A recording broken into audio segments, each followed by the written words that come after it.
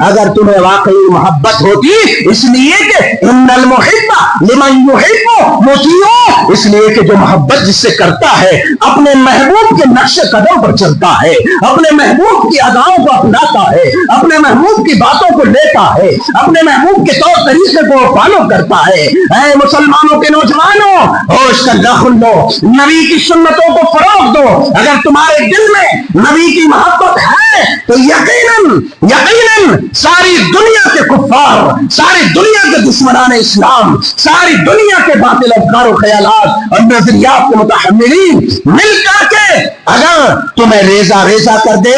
تب بھی تمہاری زندگی کو کوئی تباہ نہیں کر سکتا،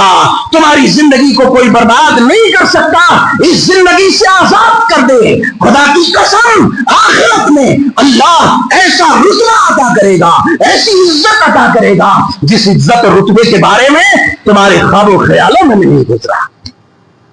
محبت یہ تقاضا کرتی ہے کہ میں جس سے محبت کرتا ہوں اس کی اداؤں پر فدا رہوں۔ یہی بات میرے رب نے کہی، قل ان کنتم تحبون اللہ فاتبعونی یحببکم اللہ۔ اے نبی آپ کہہ دیجئے اگر تم اللہ سے محبت کرتے ہو، واقعی تمہیں اللہ سے محبت ہے۔ اور اے امت کے جوانوں سنو، خدا کی قسم رب کے محبت سے خالی دل کوئی بھی مسلمان نہیں ہو سکتا، رب کی محبت سے خالی دل کوئی بھی دل آتش جہنم سے آزاد نہیں ہو سکتا، اور کوئی بھی ایسا دل والا انسان جنت میں داخل نہیں ہو سکتا۔ اس لیے میرے رب نے یہ شرط رکھی ہے کہ صرف ڈھنڈورا پیٹنے سے نہیں۔ ارے عبداللہ ابن ابی رئیس المنافقین اور منافقوں کا بڑا گروہ جنہوں نے نبی اور نبی کے ساتھیوں کو ذلیل کہا تھا، جنہوں نے نبی اور نبی کے ساتھیوں کو مٹانے کی ساری کوششیں کی تھی، جنہوں نے نبی اور نبی کے مشن کو تباہ کرنے کی ساری کوششیں کی تھی، وہ بھی کہتا تھا